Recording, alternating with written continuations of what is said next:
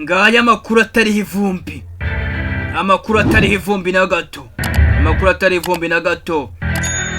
Dore ingingo 8 z'ingenzi zivuga kuri Papa Francis. Yezi ingingo 8 cyangwa se ibintu 8 bivuga kuri Papa Francis. Kuri ubu tuvugana amaze kwitaba Imana. Imana dore ko yayikoreye cyane, nkuko natwe tubikora, nkuko natwe tuzapfa igihe nikigera. Imana ikomeze muheruko rudashira, Grace ni peace, aruhukire mu mahoro. Izi ngingo 8 rero tugiye kurebera hamwe zerekeye kuri Papa Francis. Harimo amazina ye ya nyayo, igihe yavukiye, aho akomoka, inkomoko ye ya nyayo, igihe yagiriye kuba papa, imiryango ye ndetse n'ibyo yari afite kuzageraho, ibyo yateganyaga kuzageraho. Imishinga myinshi murabizi, abantu bakora imishinga yose murayizi, yibera mu marimbi. Mu marimbi niho yibera. Reka tudatinze re dutangire. Ingingo ya mbere, amazina ya nyayo. Ubundi Papa Francis yavukiye mu gihugu cya Argentine ku itariki ya 17 Ukuboza 1936. Nubwo bapfuye yari afite imyaka 88. Yitwa Jorge Mario Bergoglio. Jorge Mario Bergoglio niyo mazina ye nyakuri. Iki nicyo kintu cya mbere, niyo makuru ya mbere atari ivumbi wagomba kumumenyaho. Niba uri mushyashya kuri channel yanjye, iyi channel nayo yanyu, wayikaze. Yo nitwa Kaboss Ntare Mutinya, we are the baddest Asraman Shata. Ntare y'umujyi, umwana avutse agato kararangiye, wa mwana uguha amakuru yizewe kugezaho ibikenewe bya bintu ukeneye kumenya. Kandi subscribe tujye tubana buri munsi. Iyi ibe channel yanyu, ibe channel yawe umunsi ku munsi. Wibuke gukanda ku kazogera kugira ngo tujye tubana. Ubu wa mbere ukubona notification kandi like no video. YouTube igeze ku bantu benshi, kandi share kuri bagenzi bawe, ntibakwiye gucikwa cyangwa se ngo undi wese akikwe. Ikaze wewe, wakaze subscribe,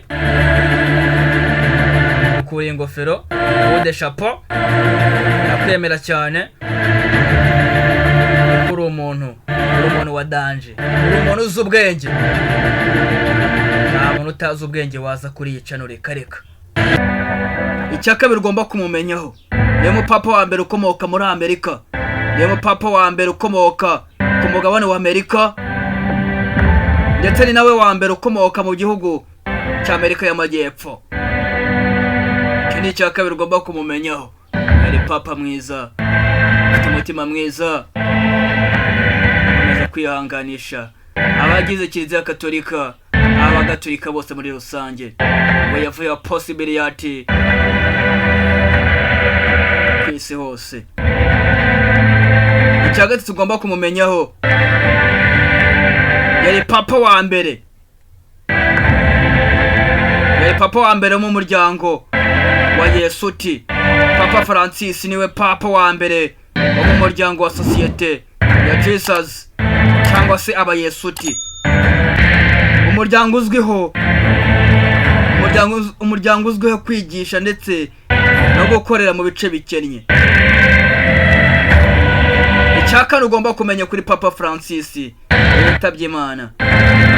Yatowe ku itariki 13 Werurwe 2013. 2013 ku itariki 13 Werurwe ubwo yagiye ku bupapa. Yaje asimbura Papa Benedicto wa 16. Uyu Papa Benedicto we waretse inshingano ubushake bwe. Bize gutya we ntabwo yigeze apfa, nta kibazo yari afite.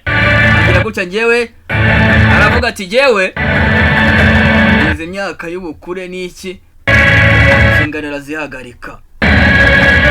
Papa Francis rero yaje asimbura Papa Benedicto mu 2013. Icya gatanu ugomba kumenya kuri Papa Francis, yitabye Imana kuri ubu tuvugana. Yitabye Imana afite imyaka 88. Yarazwiho kubaho mu buzima bworoheje, ntabwo ajyaga gora ibintu kwa kundi mwebwe muba mwabikomeje kumva ni ibintu bya danje ngo ngomba gutunga ibya runaka, ngo niba kana kafite imodokari ngo nanjye ngomba kuyitunga, ngo niba afite imodokari nziza, niba afite inzu nziza. Oya, Papa Francis ntabwo ari gutya yarameze.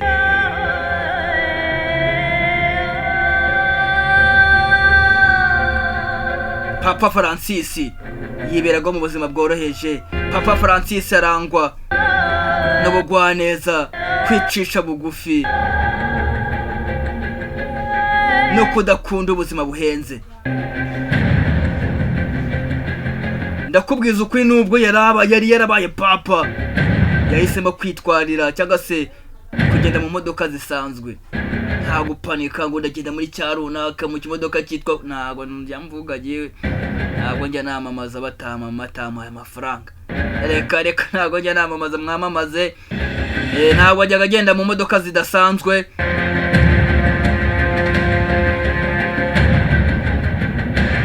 Yirindaga ibintu by'ikirenga muri rusange muri Papa Francis. Ikindi cya gatandatu, turi gukubita tubangura cyane, twirukanka.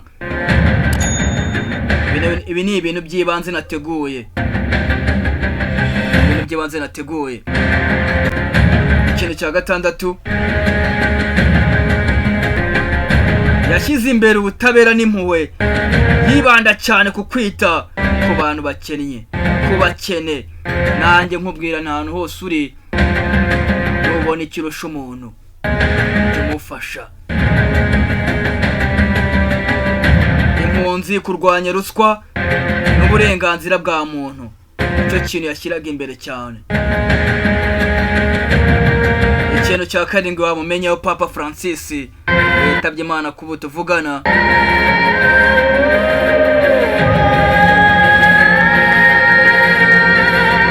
Yakomeza agashishikariza abantu kurengera, guharanira ndetse no kurengera ibidukikije.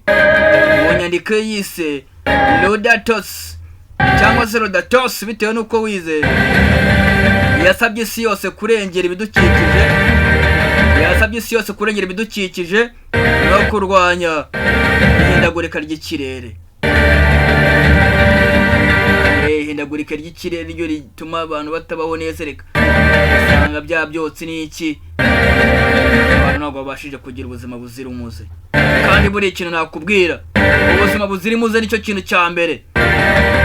Ubuzima buzira umuze, my friend, nicyo kintu cya mbere nakubwira. Ngo umuntu aba afite ibibazo nk'ibya nyina w'abizuru, ariko hajemo ikibazo kimwe gusa, ubuzima. Ibindi byose biburizwamo. Iyo urwaye nta kindi kibazo uba ufite uretse kubaho umva ko ugomba kuba uri muzima. Iyo urwaye nta kindi kibazo na kimwe wakibuka.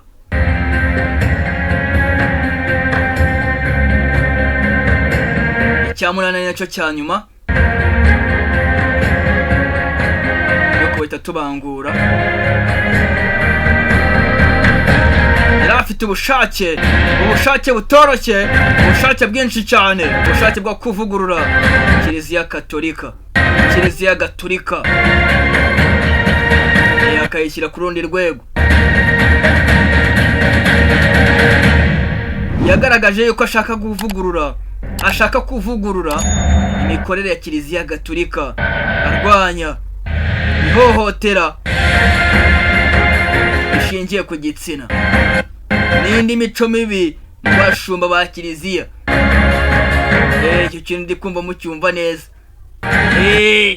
Ya mico mibi mu bashumba ba Kiliziya Gatolika, natwe turabazi benshi, namwe murabazi.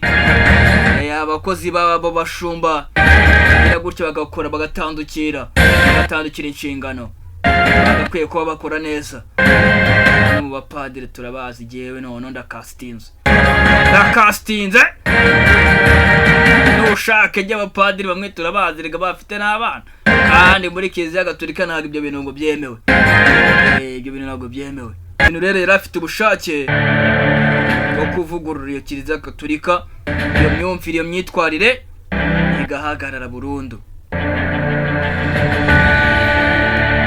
Nk'uko mubizi rero inzozi nziza imishinga myiza nta n'ahandi wayisanga ku isi ndetse hariya mu marimbi. Imana ikomeze muhiruhuko ridashira. Nkomeza kukubwira ngo niba uri mushyashya kuri channel yanjye, niba wageze uri mushyashya nkomeza kukubwira ngo wageze kuri channel ya nyayo. Niba ushaka ubundi busobanuro buri kimwe ku kindi kuri ibi bintu nkubwiye, hasi muri comment unyandikire. Kanda like kuri iyi video, usharinge. Nkomeza kukubwira ngo kara subscribe kandi hariya hasi kuri kara kazogera ka notification tujye tubana buri munsi ku munsi. Yene twa Kaboss nare mutinya, we are the baddest. Asalamu shata intare y'umujyi, umwana avutse gato kararangiye. Nkomeza kubabwira ngo ndabakunda cyane cyane. Kanda subscribe muntu wanjye, kanda subscribe. Amakuru yizewe, amakuru atari ivombe, ahandi uzajya uyasanga ni kuri iyi channel ya VJ Kaboss.